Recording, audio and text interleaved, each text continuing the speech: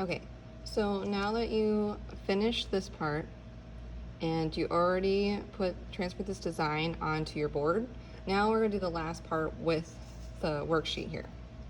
So now we're gonna start making it look more like the color wheel, but we have obviously the design, and instead of just having just red, orange, yellow, we're gonna think about value. Okay, so value in art is thinking about one color, so in this case red, and either adding black to that color or white. Okay, so you're making the color lighter or darker.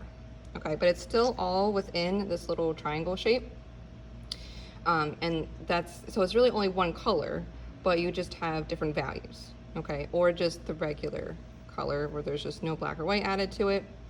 Okay, so all I did was just take a color pencil plus white and black and just fill in those areas. Now, before you just fill them in, think about how you're doing it.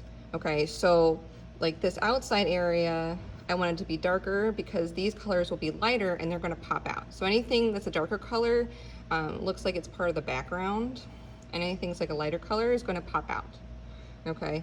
So kind of think about that. And also you don't wanna have any like value side by side. So like I have red plus black right here, and next to it is just red, and then next to that one is red plus white, and then inside that one I decided to make red again.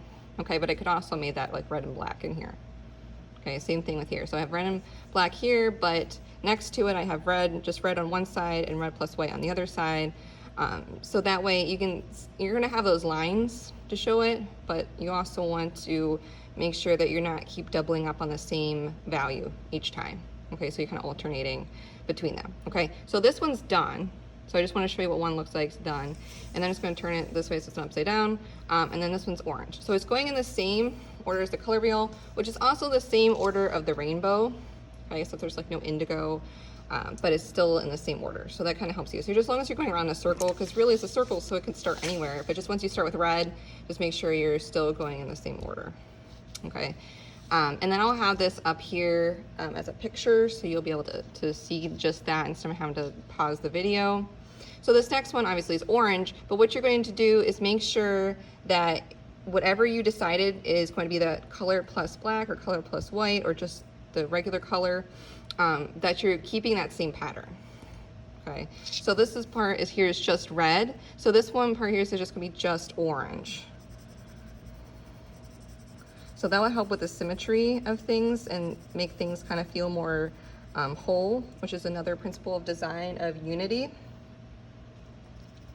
Okay, so like this one I know is just gonna be just orange because this part is just red and that's the mirror image of it. And you don't have to do the best coloring job in the world here. It's just, we're really doing now is just planning out how we're gonna do this for our final. The one that's on the board is gonna be our final. Okay, so I'm just gonna go ahead and whatever area is just gonna be just orange. And I also labeled them, just sometimes it's not as obvious which one's which, just to make it so for this one I'll just put O. Okay, so this one's just gonna be just orange. Now this one's gonna be orange and black because these ones are red and black and they're just the mirror image of it. So what I just do is I just put some orange down, but I put it a little lighter because that way I can put some black in there too and you'll be able to see the difference.